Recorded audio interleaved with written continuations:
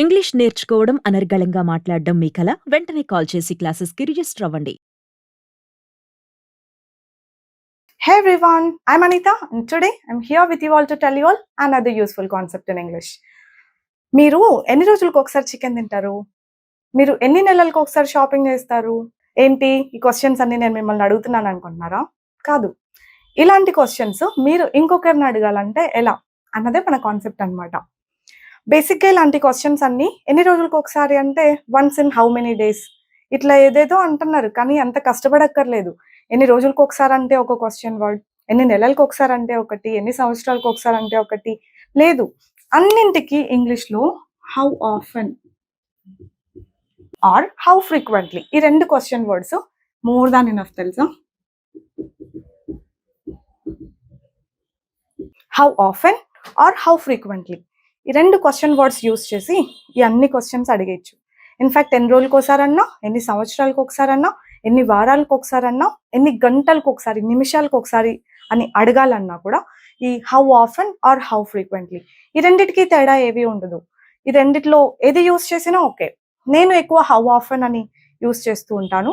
మీకు ఏది కంఫర్టబుల్గా అనిపిస్తే మీరు అదే యూస్ చేయొచ్చు. హౌ ఆఫెన్కి బేసిక్గా తెలుగు మీనింగ్ ఎలా ఉంటుందంటే ఎంత తరచుగా అని. కానీ మనం తెలుగులో ఎంత తరచుగా మీరు చికెన్ తింటారు అని వెళ్ళి అడగం.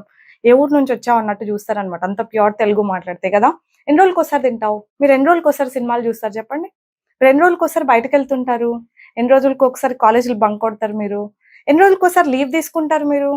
ఇట్లనే అడుగుతాం ఎన్ని రోజులకు ఒకసారి అని మన స్పోకెన్ తెలుగులో, అవునా?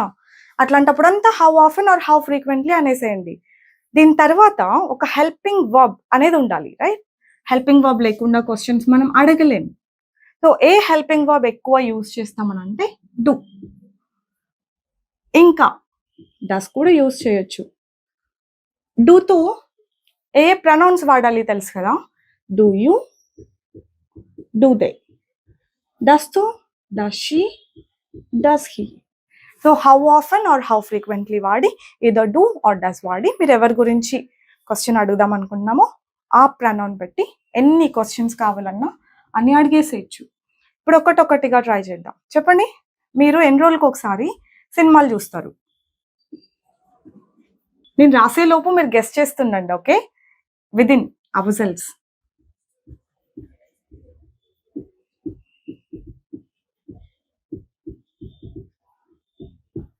How often do you watch movies అని అడగాలి. How often do you watch movies? ఎంత తరచుగా మూవీలు చూస్తారు? చెప్పాను కదా ఎంత తరచుగా అని మనం తెలుగులో వాడమని. ఏమో మా ఊర్లో అనంతపూర్లో అయితే యూజ్ చేయం. ఎన్ని రోజులకు ఒకసారి చూస్తామని అంటాం.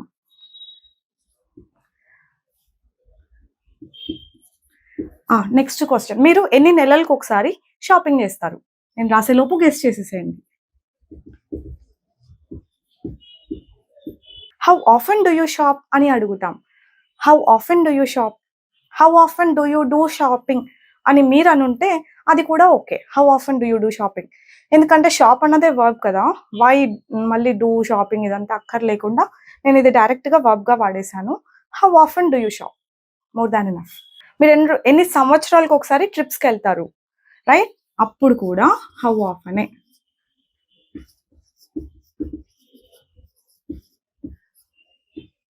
How often do you go on trips, ఇక్కడ ఒకవేళ ఆన్ మిస్ చేసుంటే ఖచ్చితంగా ట్రిప్స్కి, టూర్స్కి, పిక్నిక్స్కి, హాలిడేస్కి వీటికన్నిటికీ మనం ప్రిపోజిషన్ ఆన్నే యూజ్ చేయాలి. ఇది గుర్తుపెట్టేసుకోండి, ఓకేనా? దేనికి ఆన్ వాడాలని చెప్పాను? ట్రిప్స్, టూర్స్, పిక్నిక్స్, హాలిడేస్ ఇట్లాంటివన్నీ ఉంటాయి కదా.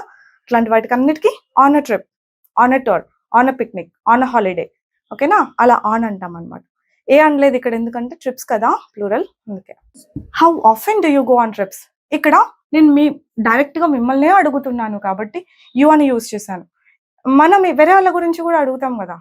వాళ్ళు ఎన్ని రోజులకు ఒకసారి ట్రిప్స్కి వెళ్తారు? ఎన్ని రోజులకు ఒకసారి అనము, కానీ మనకి ఇంగ్లీష్లో ఇదే ఉంది. How often do they go on trips,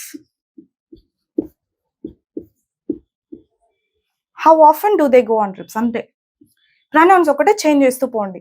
according to the pronoun helping verb ని చూస్ చేసుకోండి, ఓకేనా? అతను ఎన్ని రోజులకు ఒకసారి లీవ్ తీసుకుంటాడు అని అడగాలి. అతను కదా. సో ఏ హెల్పింగ్ వర్బ్ వాడతారు? ఇది. క్వెషన్ అడిగేటప్పుడు క్వెషన్ వర్డ్ ఎంత ఇంపార్టెంటో దాని పక్కన హెల్పింగ్ వర్బ్ కూడా అంతే ఇంపార్టెంట్. ప్రతి క్వెషన్ వర్డ్ పక్కన వెంటనే ఒక హెల్పింగ్ వర్బ్ ఉంటేనే మీరు అడిగే క్వెషన్ కరెక్ట్ అని. అలా కాకుండా హౌ ఆఫెన్ హీ గోస్ ఇట్లాంటి క్వెషన్స్ ఉండవు. ఓకే.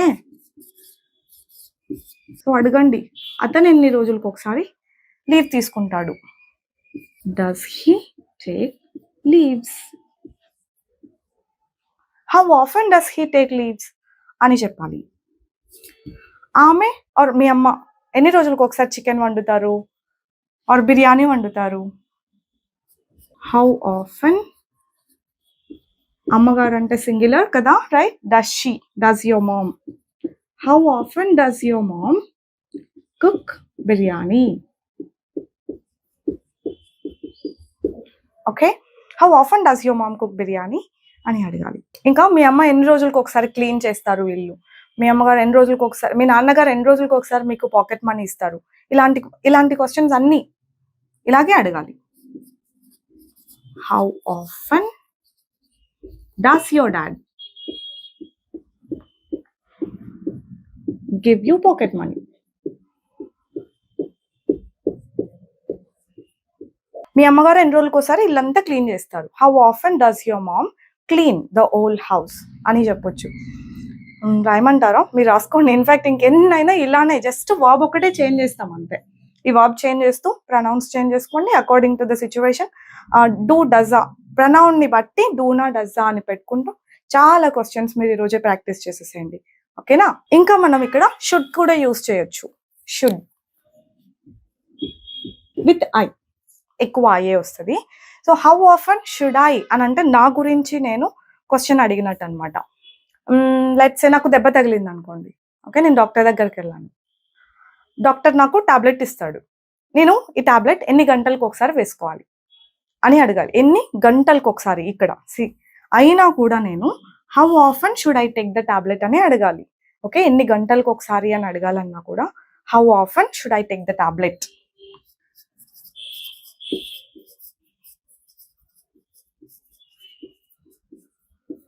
Are medicine. ఓకే, చేతికి దెబ్బ బ్యాండేజ్ చేశారు అనుకోండి, నేను ఇది క్లీన్ చేసుకుంటా ఉండండి అప్పుడప్పుడు అంటారు. ఎన్ని రోజులకు ఒకసారి క్లీన్ చేసుకోవాలి ఆర్ ఎన్ని గంటలకు ఒకసారి క్లీన్ చేసుకోవాలి?